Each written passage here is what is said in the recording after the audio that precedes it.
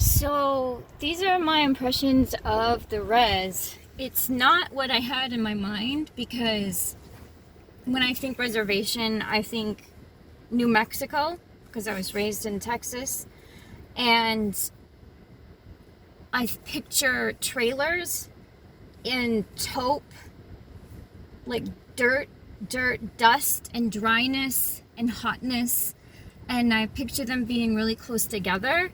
So the res is completely throwing me right now because it looks like no one lives here. I don't know where the people are on the reservation. And it does very much resemble the plains outside of my hometown. And there's a lot of cattle ranches and buttes. I don't know what you call the dry, raised up hard land. So it's familiar in a way, but it's not what I was expecting.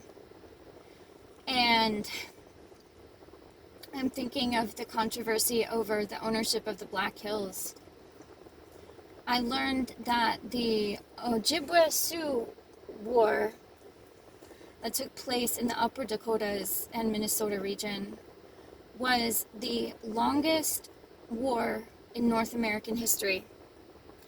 Folks, I'm 44 years old, and I'm a moderately well-educated American. Why didn't I know that until now? Why didn't I learn that in school? Because we ignore, we ignore and erase their history. And I'm not going to be too much of a scold. I'm just going to turn around now because I cannot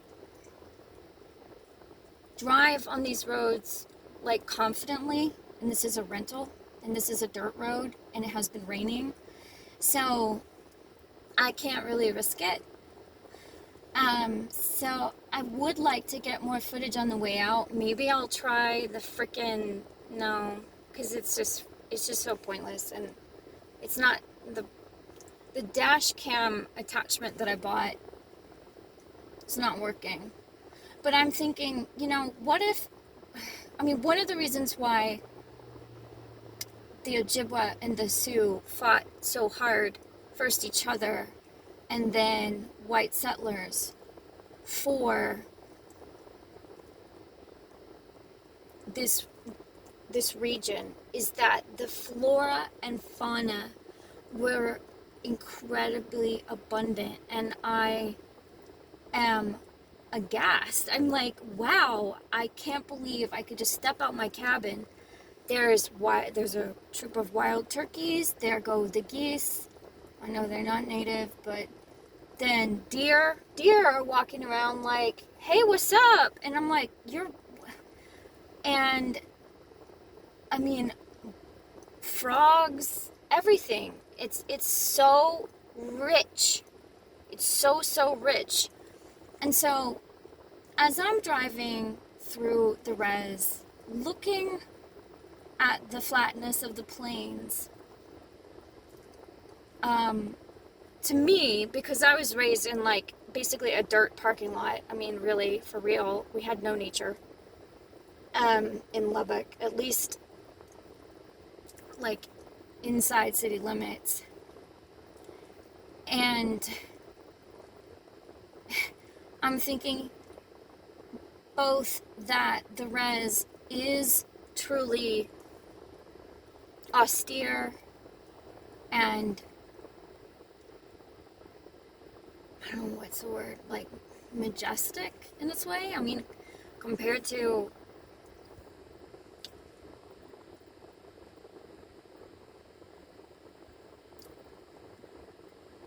but I'd be pissed too. I'd be pissed if I had to come from the Black Hills and reorg myself to cultivate this place. I don't know.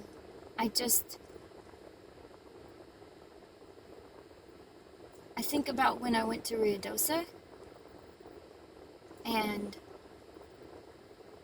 my dad took me up in the mountains when I was about 9. It was the first time I'd really been outside of Lubbock, except to go to Florida for like Disneyland and stuff. But I freaked because the mountains, I just found them so oppressive. And my dad was asking me why. What was my, like, this was a major tourist destination for people in my town, and you could ski, and I found the darkness of them forbidding, and like, I don't know, I didn't really like dislike it, but I told my dad, I said, it's not that the mountains are so big, it's that there's an absence of sky here. And so I think the most beautiful thing is actually the sky and how much of it you can see and how open and just open and vast. So in its way, it's just another bounty, but one that's more, I don't know, ethereal. Okay, so that's all I'm gonna do. I really have to pee, and I can't wax eloquent with you much more. And I'm gonna go home and figure out what my next destination is.